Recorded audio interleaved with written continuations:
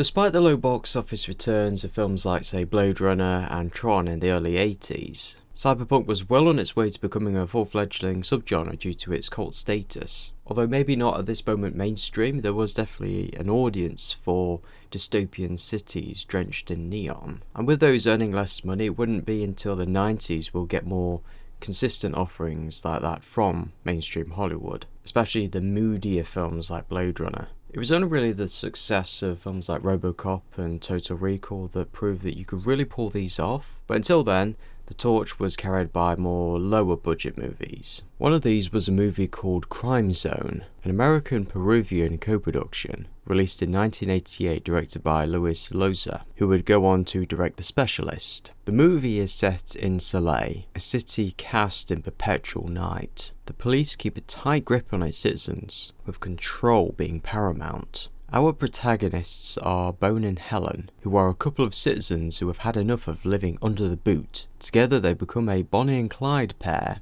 as they decide to buck the system in their own way. The best way I can describe this movie is a mixture of Blade Runner and Logan's Run.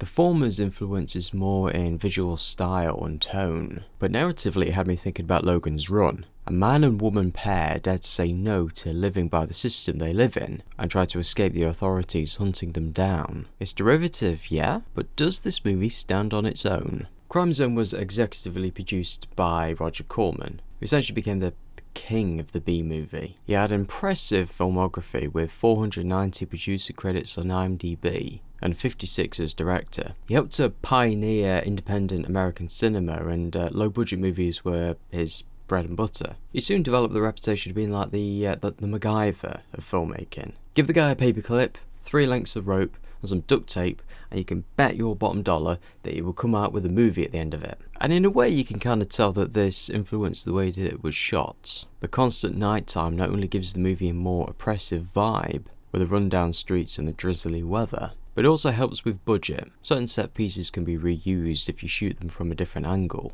and the darkness can also help hide the imperfections that may be in the set design. The neon also gives it a distinct visual style. I mean, it actually looks like an 80s movie according to 2010's nostalgia. Bone is played by Peter Nelson, who is probably most known for playing Brian in V. He works as security for a cryogenic facility. He goes in, does his work, earns his credits, and goes home. And that's it. Sort of situation that any minimum wage retail employee can relate to. But for his employers, that's just not enough. Not happy that he's only doing the job he's hired to do, and not giving 110%, he's let go from his position, thus making his climb up the social ladder over before it started. Soon after, he meets Helen, and if you're thinking she looks a lot like Audrey Horne from Twin Peaks, then you'll be right, as she's played by Sherilyn Fenn. She's working as a prostitute in a state-mandated brothel, which is another way the authoritarian Salé keeps control of its citizens. Although it's not explicitly stated or explored, the control of people's sexuality seems similar to the depiction of George Orwell's 1984. The social utility of sex can increase bonds between people, which in 1984 was the reason to suppress it. The party should have the complete loyalty of the people, so anything that can compete for that loyalty should be suppressed. So in Crime Zone, it's hinted that these brothels are provided by the state to help satiate the people's desires, while helping to avoid people fostering genuine human connections. Even police patrol the streets to make sure no one's engaging in premarital handholding, or non-state sanctioned hanky-panky, even going door to door like some sort of chastity squad. So the growing relationship between Bone and Helen becomes a protest in and of itself. We see them have some downtime in a bar playing snooker with these neon tube cues, which look pretty cool, but they're also playing with the worst snooker balls I've ever seen. And we also see them enjoy an execution live on TV, death by being lasered in the crotch. Which, as painful as it would be, it is more humane than being forced to watch GB News. With their illicit relationship being the gateway drug, the pair do a bit of petty theft, which gets noticed by a shadowy cigar-smoking figure.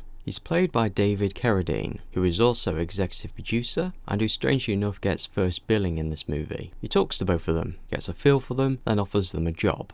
To rob some documents from a building that is supposed to be the front of a hospital. A step up from their previous larceny, but something he thinks that they can do. In exchange, he says he can get them out of Salé and to a place called Frodon.